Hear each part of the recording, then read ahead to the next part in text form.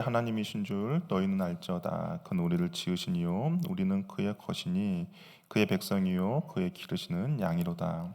감사함으로 그의 문에 들어가며 찬송함으로 그의 궁정에 들어가서 그에게 감사하며 그의 이름을 송축할지어다. 함께 읽겠습니다.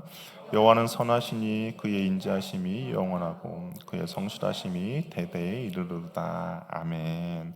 우리 옆에 분과 한번 인사 나누겠습니다. 하나님의 은혜입니다. 예, 은혜입니다.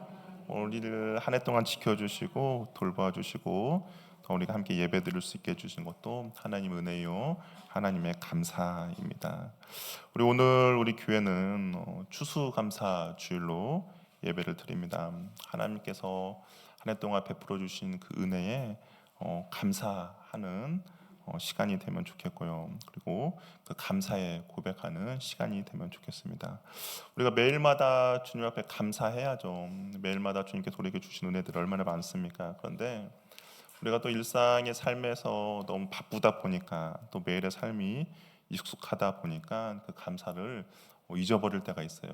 그래서 그런지 정말 이 특별한 한 날을 정해서 이 날만이라도 우리가 주님께 감사하자라는 취지로 추수감사주일이 있는 것 같습니다. 그렇기 때문에 우리가 한 해 동안 하나님께서 베풀어 주신 은혜들이 많이 있죠. 그 은혜를 우리가 몰아서라도 감사하는 한 날 되기를 바랍니다. 근데 이 감사라는 것이 그런 것 같아요. 내가 원하고 바라는 것이 이루어졌을 때만 감사하는 고백이 아닙니다. 이 감사라는 것은 하나님을 향한 믿음이고 상황과 형편을 넘어서 하나님께서 우리에게 주시는 그 은혜의 방향성을 나타내는 고백인 것이죠. 그러게 상황과 형편에 상관없이 매일매일 순간마다 하나님께 드리는 고백이 바로 이 감사의 고백이 되어야 합니다. 따라서 이 감사는 어떻게 바라보느냐, 어떻게 생각하느냐에 따라서 달라진대요. 지금 나의 상황과 형편만 본다면 감사의 고백이 나오지 않을 수도 있죠. 그러나 우리가 절대적인 하나님을 신뢰하며 나아간다면 그 모든 것이 감사의 고백이 될 수가 있습니다. 나에게 있는 그 한 가지를 바라보느냐 아니면 99가지 중에 100가지 중에 나에게 없는 한 가지를 바라보느냐 따라서 우리는 감사하느냐 불평하느냐로 바뀌게 됩니다. 그래도 저와 여러분들은 나에게 하나님께서 주신 그 한 가지를 바라보며 감사할 수 있는 은혜가 있기를 바랍니다. 이 필립 안시라는 그 작가가 있는데 그 사람이 놀라운 하나님의 은혜라는 책에 이런 이야기가 있어요. 어떤 농부 가정이 그 해에 흉년이 들었습니다. 그 식탁에 올라올 수 있는 감자가 너무나도 적었죠.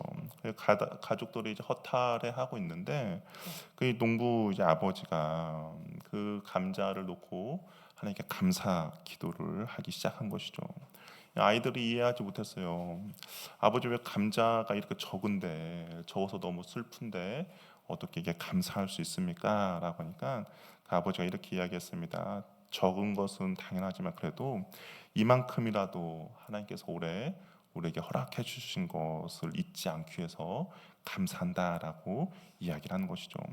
가진 것이 많아서 감사하는 것이 아니라 우리에게 여전히 주시는 분이 하나님이기 때문에 감사한다라는 겁니다. 이 감사는 그런 것 같아요. 하나님을 온전히 신뢰하며 나아갈 때 우리가 상황과 환경을 뛰어넘어서 하나님 앞에 감사할 수 있는 겁니다. 오늘 본문도 시편 기자도 어찌 보면 그런 의미로 우리들에게 감사라고 이야기합니다. 이 시편 100편의 타이틀이 뭐라고 되어 있습니까? 감사의 시라고 되어 있어요. 이 감사의 시라고 되어 있는 타이틀이 시편 다른 곳에서는 찾아볼 수 없는 그런 타이틀입니다. 그러니까 얼마나 우리가 삶 가운데서 하나님께 감사해야 될지 이야기를 하는데요. 그렇다면 우리가 왜 하나님께 날마다 감사해야 되고 어떻게 감사해야 되는지를 이 시편 기자가 우리들에게 말해주고 있습니다. 우리 한번 1절, 2절 말씀을 한번 같이 읽어보도록 하겠습니다. 1절, 2절 말씀 한번 읽어볼게요. 시작.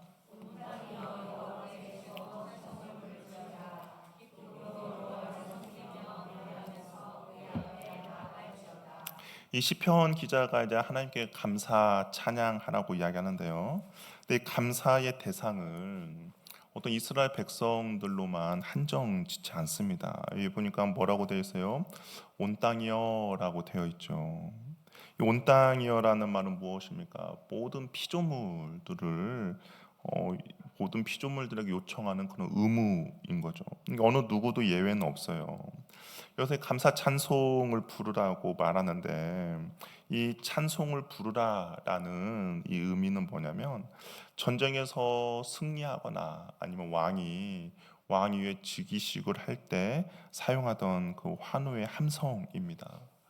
우리 야구나 축구 혹시 보러 가본 적이 있습니까? 야구나 축구를 보러 가면 사람들이 소리를 지르죠. 그리고 자기 팀이 이기면 그 승리를 만끽합니다. 심지어 목소리가 쉴 정도로 그렇게 열렬히 환영해요. 근데 만약에 전쟁에서 승리했다면 어떨까요? 그냥 스포츠 경기에서만 승리해도 그렇게 큰 기쁨이 있는데 전쟁에서 승리했다는 건 얼마나 더 큰 감격이 있겠습니까?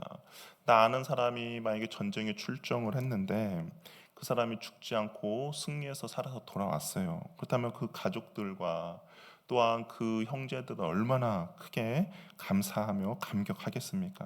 그렇기 때문에 여기서 이 온 땅이여 여호와께 즐거운 찬송을 부를지어다라는 것은 하나님이 우리의 삶에서 행하신 구원과 승리에 대해서 감격과 기쁨으로 크게 찬송하라라고 이야기를 합니다. 입술로만 나지막한 고백이 아니라 정말 주위 사람들도 알 수 있을 정도로 환영하며 찬송하라는 것이죠. 우리의 매일의 영적 전쟁이 우리의 삶 가운데 매일마다 벌어지고 있죠. 그런데 그 영적 전쟁의 삶을 어떻게 합니까? 하나님께서 우리에게 날마다 승리케 해 주십니다.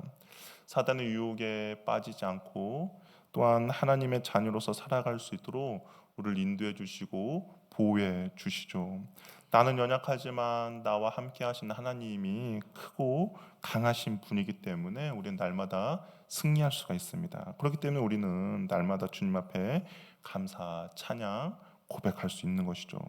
근데 이러한 감사와 찬양의 고백은 결국 어떻게 되냐? 2절에 보니까 기쁨으로 여호와를 섬기며 노래하라고 되어 있어요. 이 섬기다라는 단어가 어떤 단어냐면 봉사하다, 일하다라는 단어도 있지만 구약 성경에서는 예배하다라는 의미로 사용되어집니다. 그러니까 감사함이 결국에는 우리가 하나님 앞에 예배함으로 나타난다라는 거예요. 여기서 또한 노래하면서라는 단어는 그냥 밋밋하게 노래하는 것이 아니라 기뻐 뛰며 환희하며 소리 지르며 노래하며 나아가는 겁니다. 우리의 예배 가운데 하나님께 주신 감사가 있고 하나님께 주신 승리가 있다면 우리의 예배도 이런 기쁨과 감동의 예배를 하나님 앞에 드릴 수 있는 것이죠. 영적으로 죽어 있는 예배가 아닙니다. 하나님께 감사를 표현하며 기쁨을 표현하는 그런 예배가 되는 것이죠. 저 여러분들이 매주마다 주님 앞에 드리는 예배 가운데 이러한 은혜가 있기를 바랍니다. 그냥 와가지고 그냥 앉아 있다가 가는 것이 아니라 한 주 동안 하나님께서 나에게 베풀어 주신 그 은혜가 너무 크기에 한 주 동안 하나님께서 영적 전쟁 가운데 승리케 해주시는 그 승리의 감격이 너무 크기에 주님 앞에 환호하며 소리치며 정말 기쁨 있는 그런 예배를 날마다 올려드리길 바랍니다. 그렇다면 왜 우리가 하나님 앞에 그렇게 해야 되는가? 이 시편 기자가 3절에 대해서 이야기하고 있는데요. 우리 3절 말씀 우리 한번 같이 읽어보도록 하겠습니다. 한번 읽어볼게요. 시작.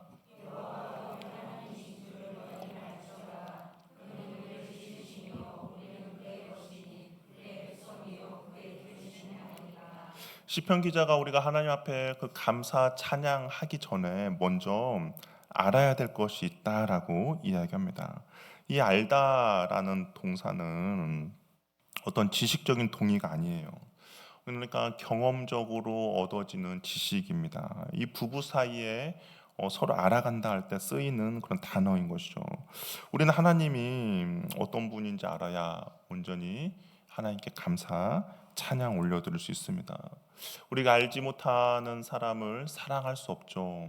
알지 못하는 사람을 찬양하며 섬길 수 없습니다. 그렇기 때문에 우리는 우리의 예배의 대상이 어떤 분이고 우리가 주님 앞에 드리는 이 찬양의 고백을 받으시는 분이 어떤 분인지 온전히 알아야 되는 것이죠. 근데 오늘 시편 기자가 우리에게 가르쳐 주고 있어요.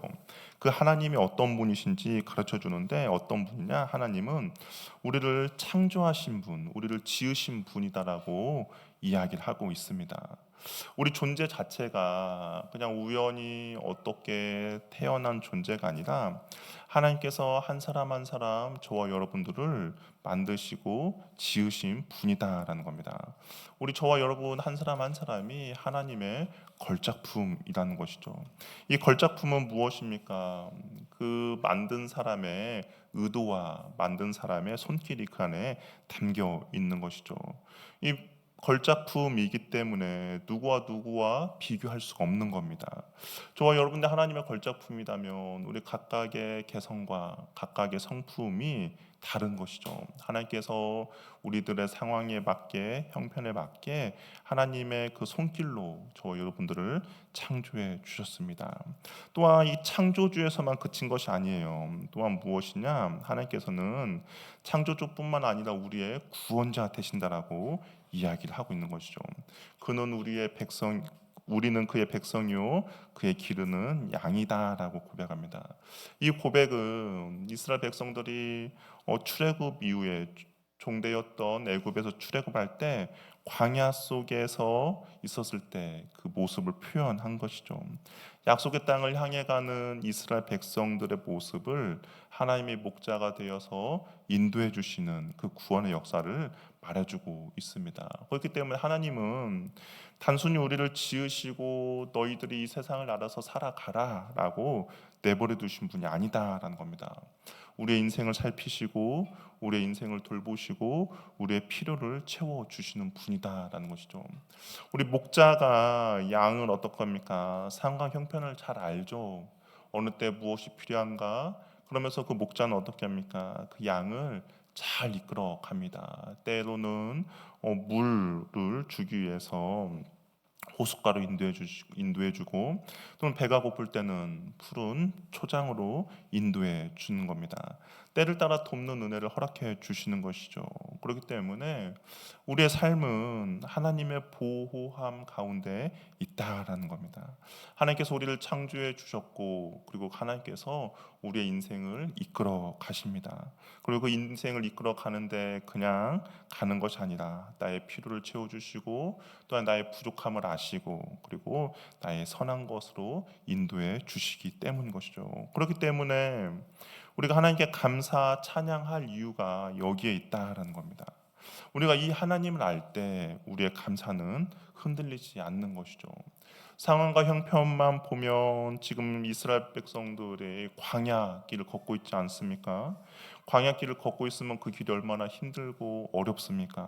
먹을 물이 없죠. 그리고 광야는 척박하죠. 그럼에도 불구하고 하나님이 어떤 분이신지 알기에 필요를 따라 때에 따라 물도 허락해 주시고 음식도 허락해 주시고 우리를 보호해 주시고 인도해 주시는 분이 하나님을 알기에 우리의 감사는 흔들리지 않을 수 있다는 것이죠. 저 여러분에게도 그러한 은혜가 있길 바랍니다. 때론 내가 원하는 상황이 펼쳐지지 않을 수도 있어요. 때론 내가 원하지 않는 상황이 나에게 맞닥뜨릴 수도 있습니다. 그러나 한 가지 변하지 않는 거 무엇입니까? 하나님께서는 여전히 나를 인도해 주시는 분이다라는 것이죠. 그 하나님이 계시기에 우리의 감사는 흔들리지 않는 것이죠. 이제 감사와 찬양의 근거를 알았다면 이제 구체적으로 어떻게 적용해 가야 할지 시편 기자가 이야기하고 있는데요. 우리 4절 말씀 우리 한번 같이 읽어보도록 하겠습니다. 4절 한번 읽어보겠습니다. 시작.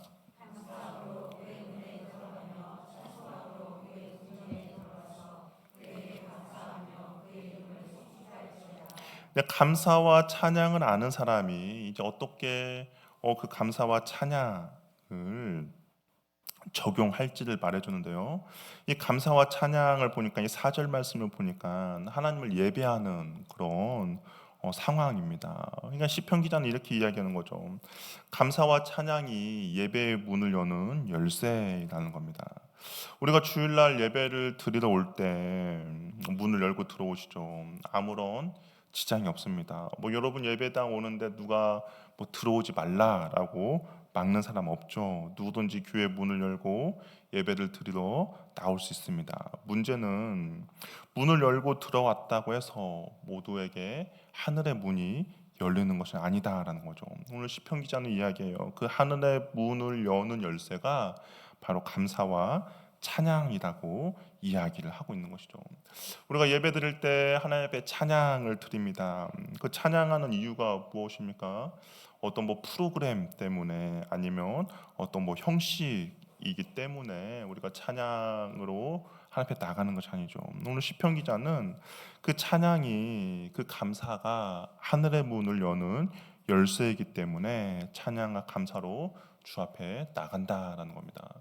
여러분 예배당의 문을 열고 우리가 예배를 드릴 때 내가 과연 하나님 앞에 어떤 마음과 어떤 태도로 찬양하며 감사하냐가 결국에는 하늘의 문을 여는 열쇠가 있느냐 없느냐라는 것이죠. 우리가 감사와 찬양을 듣고 하늘의 문이 열리면 하나님 은혜가 폭포수처럼 우리에게 흘러 넘치게 되는 것이죠. 그래서 찬양할 때 즐거운 찬송을 부르며 기쁨으로 찬양하며 나아가는 겁니다. 적극적으로 주님 앞에 찬양으로 나아가야 예배의 문이 열리고 하나님의 은혜를 경험하고 하나님의 은혜를 가지고 또 우리의 삶의 일터로 나아가게 되는 것이죠. 그렇기 때문에 우리가 찬양하며 나아갈 때 전심으로 하나님을 찬양하시길 바랍니다. 내가 주님 앞에 찬양할 마음이 아닐 수도 있죠. 내가 예배 들어오기 전에 내 마음이 닫혀 있을 수도 있습니다. 그러나 그 닫힌 마음으로 예배당에 나와서 그냥 앉아있다 간다면 아무 의미가 없어요. 그러나 내 마음이 그러할지라도 내가 주님께 감사하며 기쁨으로 찬양하며 나아갈 때 하늘의 문이 열릴 것이고 그 열린 문을 통하여서 하나님 은혜가 우리에게 넘치게 베풀어 주십니다. 그러면 그 은혜로 인하여서 우리가 다시 회복되어 나아갈 수가 있는 것이죠. 이렇게 우리가 주님 앞에 찬양하며 감사해야 하는 것은 우리 5절 말씀 한번 읽어볼까요? 5절 말씀 한번 읽어보겠습니다. 시작. 여호와는 선하시니 그의 인자하심이 영원하고 그의 성실하심이 대대에 이르르다.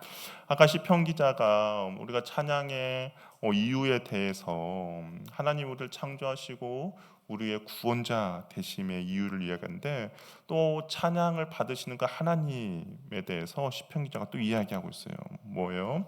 그는 선하시고 그의 인자하심은 영원하고 그의 성실하심은 대대에 이르다라고 이야기합니다. 우리가 감사하는 이유가 바로 우리의 상황과 형편이 아니다라는 겁니다.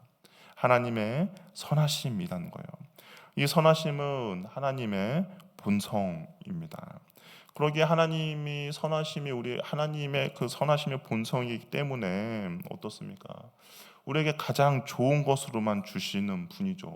선하시기에 어떤 악한 것을 주실 수가 없어요.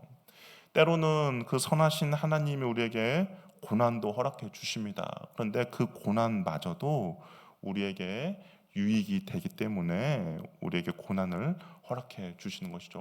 선하신 하나님으로부터 시작되는 모든 일들은 그 결과가 어떻게 됩니까? 선한 결과로 나타나게 되는 것이죠. 하나님의 선하심은 변하지 않는다라고 이야기합니다. 우리의 상황은 변합니다. 우리의 마음도 상황과 환경에 따라서 영향을 받습니다. 그러나 하나님의 그 선하신 성품은 변하지 않아요. 그래서 우리는 감사 찬양을 날마다 주님 앞에 드리며 나아가게 되는 겁니다. 왜냐? 상황이 아니라 하나님 때문에 감사하기 때문인 것이죠. 건강의 문제, 가정의 문제, 경제적인 어려움, 우리의 인생에는 정말 감사하기 어려운 순간들이 날마다 있습니다. 그런데 오늘 시편 기자는 하나님이 선하시다라고 말해요. 우리의 상황 때문에 감사하는 것이 아니라 하나님 때문에 감사 찬양하라고 이야기를 하고 있는 것이죠. 하나님의 인자하심과 선하심이 우리의 평생에 계속되기에 오늘도 우리는 그 하나님께 감사 찬양하는 저와 여러분 되기를 바랍니다. 우리 한 해를 한번 되돌아보면 얼마나 다사다난한 일이 많이 있었습니까? 때로는 너무나도 낙심되는 일도 있었고, 때로는 정말 눈물 흘리는 아픔도 있었죠. 그러나 그 모든 것들이 하나님의 선하심의 인도함의 하나였다면, 우리가 그런 상황과 형편일지라도 주님 앞에 감사할 수 있는 것이죠. 왜냐하면 그 선하신 하나님이 때로는 나에게 그런 힘든과 어려움을 주심도 나를 위한 하나님의 계획이기 때문 것이죠. 그 힘든과 어려움이 결국에는 나를 성숙시키고 나를 성장시키고 더욱더 하나님을 믿고 의지하도록 만드는 하나님의 선한 선물이기 때문입니다. 저 여러분의 삶 가운데도 그 나의 상황과 형편을 바라보며 불평과 불만이 아니라 선하신 주님이 나를 이끌어 주시기 때문에 오늘도 그 힘든과 어려운 상황 가운데서도 주님께 감사 찬양할 수 있는 믿음의 고백이 저와 여러분의 있기를 바랍니다. 이 감사라는 것은 결국에는 믿음입니다. 왜 믿음이냐? 하나님의 선하심을 믿는 사람들만이 할 수 있는 고백인 것이죠. 이 시편 23편을 보면 다윗이 고백합니다. 여호와는 나의 목자시니 내게 부족함이 없으리로다. 지금 다윗의 상황과 형편이 정말 부족함이 없는 형편 때 이 시편 23편을 기록한 것이 아니죠. 사울이라는 장인은 여전히 다윗을 죽이러 달려들고 있습니다. 그리고 다윗의 주변에는 그를 도와줄 사람이 아무도 없었어요. 그냥 편히 궁정에서 살 수 있는 그런 신분임에도 불구하고 도망쳐야 하는 겁니다. 광야에서 척박한 환경에서 잠을 자야 되고 때로는 먹을 것이 없어서 돌아다녀야 되는 그런 비참한 상황입니다. 그럼에도 불구하고 다윗은 여호와는 나의 목자시니 내게 부족함이 없으리로다라도 고백하는 것이죠. 왜 그렇습니까? 하나님이 어떤 분이신지를 알기에 그가 감사의 고백을 멈추지 않은 것입니다. 저 여러분에게도 오늘 시편 기자가 여호와 하나님을 알라라고 이야기했던 것처럼 우리의 삶 가운데서 날마다 선한 것을 주시며 날마다 좋은 것을 허락해 주시며 나를 위해서 부족함과 또한 나를 위해서 주님께서 날마다 승케 주시는 그 주님 앞에 감사 찬양할 수 있는 저와 여러분이 되기를 바랍니다.